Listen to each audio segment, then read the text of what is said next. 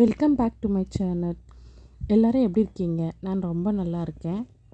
IVF treatment புதுசாக செய்ய போகிறவங்களுக்கு சில டிப்ஸ் தான் இந்த வீடியோவில் ஷேர் பண்ண போகிறேன். ஃபஸ்ட்டு என்னென்னா, நீங்கள் ஒரு ஐவிஎஃப் ட்ரீட்மெண்ட் ஸ்டார்ட் பண்ண போகிறீங்கன்னு முடிவு பண்ணிட்டீங்கன்னா, உங்கள் ஊரில் எந்த பெஸ்ட்டு ஹாஸ்பிட்டல் இருக்குது, நல்ல சக்ஸஸ் ரேட் எங்கே கிடைக்குன்றத முதல்ல விசாரித்து வச்சுக்கோங்க.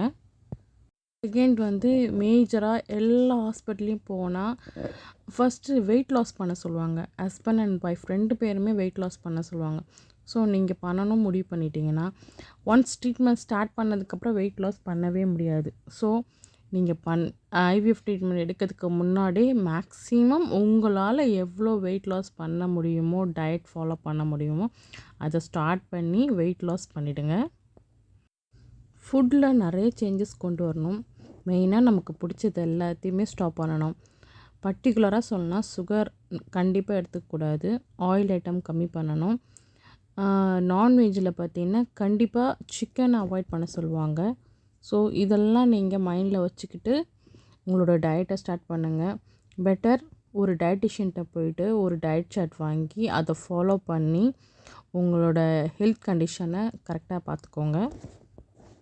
ஃபினான்ஷியல் சப்போர்ட் கண்டிப்பாக இந்த ஐவிஎஃப் ட்ரீட்மெண்ட்டுக்கு தேவைப்படும். ஸோ நீங்கள் எந்த அளவுக்கு சிக்கனமாக இருக்க முடியுமோ அந்த அளவுக்கு சிக்கனமாக இருந்து உங்களோட மணியை நல்லா சேவ் பண்ணி வச்சுக்கோங்க. எப்போ எவ்வளோ அமௌண்ட் கட்ட சொல்லுவாங்க தெரியாது. ஐவிஎஃப் ட்ரீட்மெண்ட்டில் ஸ்டார்டிங்கில் கண்டிப்பாக 3 lakhs to 4 lakhsக்குள்ளே ஆகும். ஸோ அவங்க ஒரு ப்ரொசீஜர் வச்சுருப்பாங்க. எல்லாருக்குமே சேம் மெத்தட். எக் பிக்கப்பு, அப்புறம் அங்கே ஸ்டே பண்ணுறது, ஃபுட்டு அப்படின்னு பார்த்தீங்கன்னாலும் கண்டிப்பாக குறைஞ்சபட்சமாக ஒரு 3 லட்சமாச்சு செலவாகும். ஸோ உங்கள் சைடில் ஒரு 3 lakhs ஒதுக்கிடுங்க. ஐவிஎஃப் பண்ண போகிறோம் அப்படின்னு ஒரு ஃபிக்ஸ் பண்ணிட்டீங்கன்னா 3 lakhs ப்ரிமிலரியாக அந்த ரிசல்ட் பார்க்குற வரைக்கும் தேவைப்படும். ஸோ 3 lakhs ரெடி பண்ணி வச்சுக்கோங்க. ட்ரீட்மெண்ட் ஸ்டார்ட் பண்ணுறதுக்கு ஒரு 2 months பிஃபோராக உங்கள் செல்ஃபாக சுகர் டெஸ்ட் எடுத்துக்கலாம்.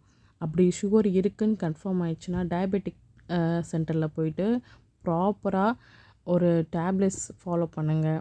பிபி இருக்கான்னு செக் பண்ணுங்கள். ஏன்னா இதெல்லாம் செக் பண்ணாமல் நீங்கள் போனீங்கன்னா அவங்க அதை பற்றி கேட்க மாட்டாங்க. ஐவிஎஃப் சென்டரில் அவங்க ப்ரொசீஜர் ஸ்டார்ட் பண்ணிடுவாங்க. ஸ்டார்ட் பண்ணி நமக்கு இன்ஜெக்ஷன்ஸ் எல்லாம் கொடுக்க ஏற்கனவே சுகர் இருக்கவங்களுக்கு இது வேறு ஏதாவது ப்ராப்ளத்தை உருவாக்கலாம். இன்னொன்று பாசிட்டிவ் ரிசல்ட் கிடைக்காம இருக்கிறதுக்கு இது ஒரு பெரிய இஷ்யூவாக இருக்கும். நிறைய பேருக்கு சுகர்னால் கன்சீவ் ஆவாங்க. 3 months வரைக்கும் போகும். அப்புறம் 4th month இந்த ஹை சுகர்னால் அபார்ட் ஆகிடும். ஸோ இதெல்லாம் நம்ம பிஃபோராக ஸ்டாப் பண்ணணும்னு நினச்சிங்கன்னா ஒரு சுகர் டெஸ்ட் எடுத்துக்கோங்க. அப்படி ஒரு வேளை சுகர் இருந்துச்சுன்னா அதுக்கான ப்ராப்பர் டேப்லெட்ஸ்லாம் எடுத்து எக்ஸசைஸ்லாம் பண்ணி ஃபுட் கண்ட்ரோல் கொண்டு வந்துட்டு உங்கள் சைடில் இருக்க எல்லா ப்ராப்ளத்தையும் சால்வ் பண்ணிவிட்டு அதுக்கப்புறம் நீங்கள் ஒரு ஐவிஎஃப் ட்ரீட்மெண்ட் ஸ்டார்ட் பண்ணிங்கன்னா பெட்டர் ரிசல்ட் கிடைக்கும்.